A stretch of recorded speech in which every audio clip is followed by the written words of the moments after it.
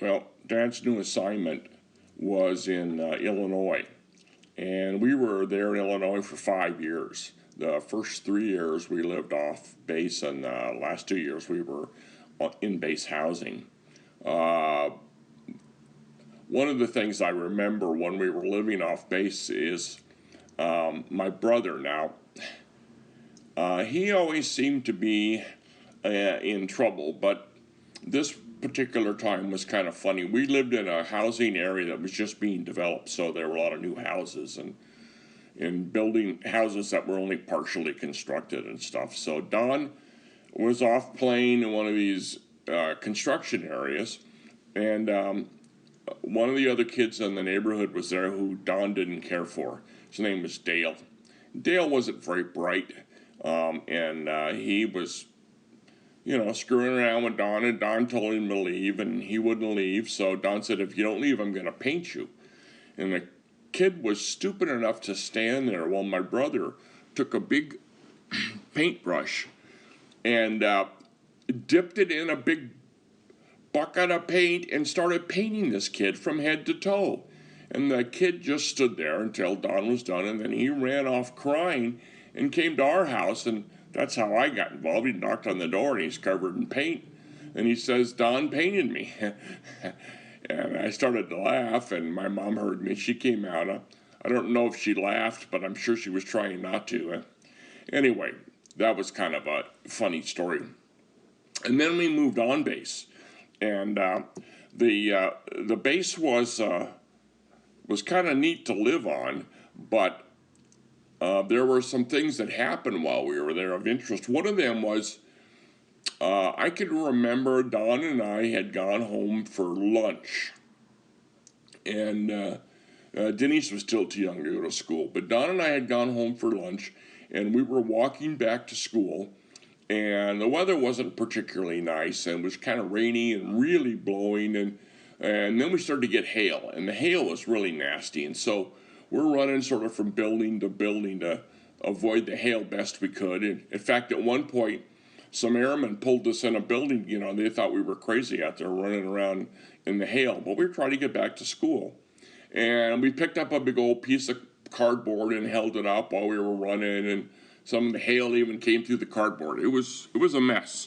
So we finally get to school, and I remember turning around after we get into the doors, and I look out the door windows, and all of a sudden, the trees were bent over, all the way over it. The wind started to blow, and the sirens in the school went off for a tornado warning. And we had 3 tornadoes hit this little town of Runyon, Illinois that day. And we were the leading story on on CBS News that night, I remember. One of the things that was interesting, a couple things that was interesting, Dad took me out afterwards and to look at some of the damage, and I remember seeing a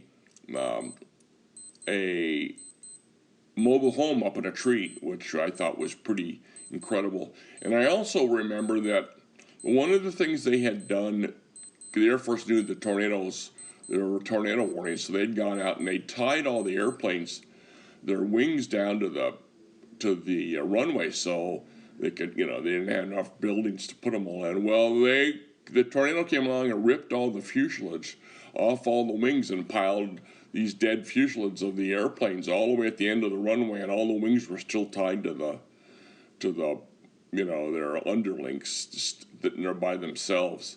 So it was quite a mess. Another thing that happened, which was actually kind of fun, one of the things that they do on Air Force bases is they have all these, they probably do on Army bases too, but they do different ways. Anyway, on Air Force bases, they always have planes, everywhere that you can kind of see and look at and, kind of get an idea of what they were used for and stuff. They have a little plaque up there. One of the planes they had on this base was a B-36. Now, B stands for bomber. And the B-36 were built right at the end of World War II. And they're kind of a strange-looking bomber. They're very, very large. And they have 6 large propeller engines that sit on the back side of the wings. So they push the plane rather than pull it. And then on the tip of each wing, they had jet engines. So this was right at the period where they were switching between jet and propeller. So this plane had both. It had jet engines and propeller, massive propeller engines.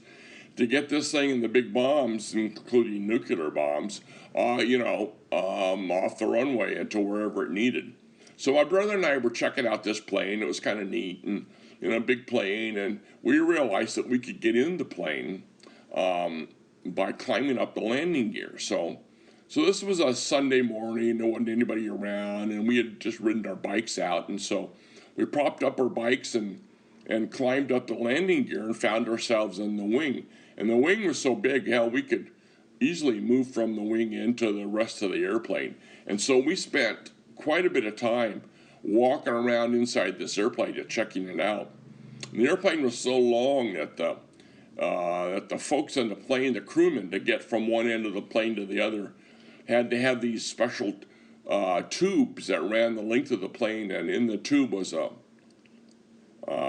a wagon that you would sit in a wagon and had ropes above you, and you could pull yourself along from one end of the plane to the other. So Don and I had a great time playing with these things, going up and down, and checking out all the machine gun positions and all kinds. We just really had a great time, and we were still in the plane, and we were up in the front near the cockpit, and Don was walking along, and he walked over a hatch on the floor, and the hatch had a window in it, and looking up at Don were a bunch of airmen, military police, and they spotted Don and told him he had to come out of the plane. Well, they had no idea how he got in the plane.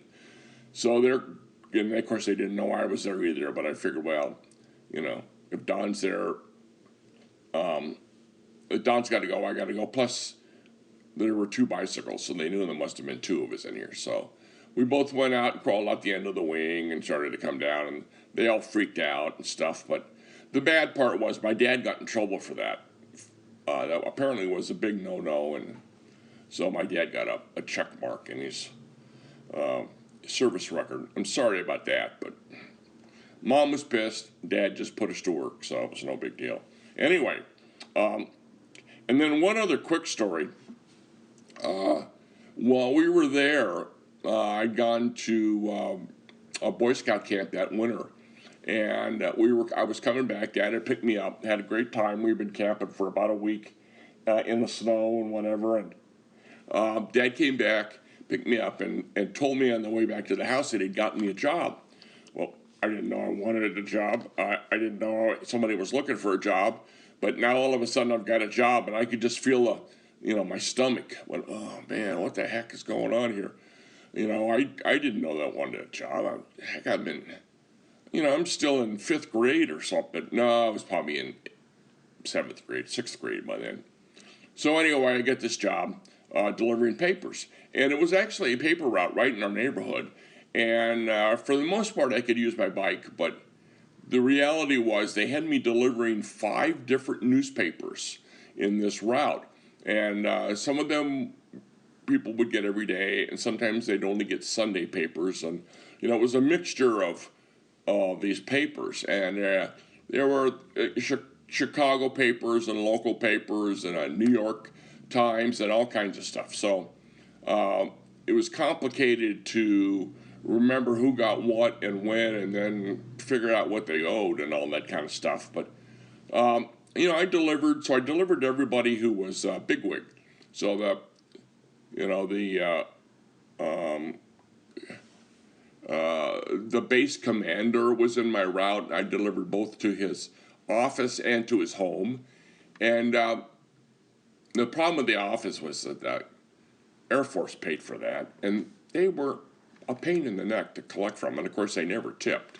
And they wouldn't pay me monthly because it was too small. So I had to wait a couple of months to be able to get money out of them. And so I'm basically having to have this guy on my ticket for a month because they're too cheap to pay. Anyway, it was not a terrible inconvenience. But so one of my other customers was the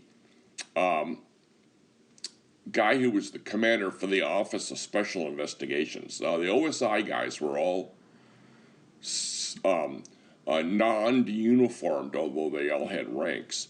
Members of the Air Force who were that did all of the higher level crime stuff, whether it be murders and rapes or acts of terrorism or all the those kinds of things. They did all the big stuff, whereas the military police were like the street cops.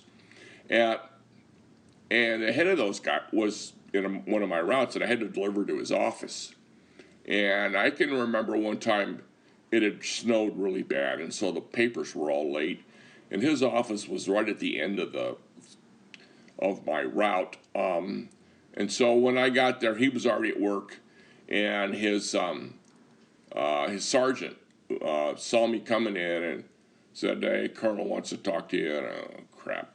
So I go in and I stand in front of this desk while this full bird colonel decides to chew me out. Now, I'm probably 12, and he's going up one side of me and down the other about his paper being late. And he wants to know why it was late and what I was going to do about it. I said, well, it was late because it snowed and the trains were late getting into it. And he says, okay, what am I going to do about it? Like I could do anything. But, I didn't know what to say, and I said, I don't know. And so, he let me go, but it was just weird. What's he doing having me stand up and chew me out because it snowed? Anyway, that was weird.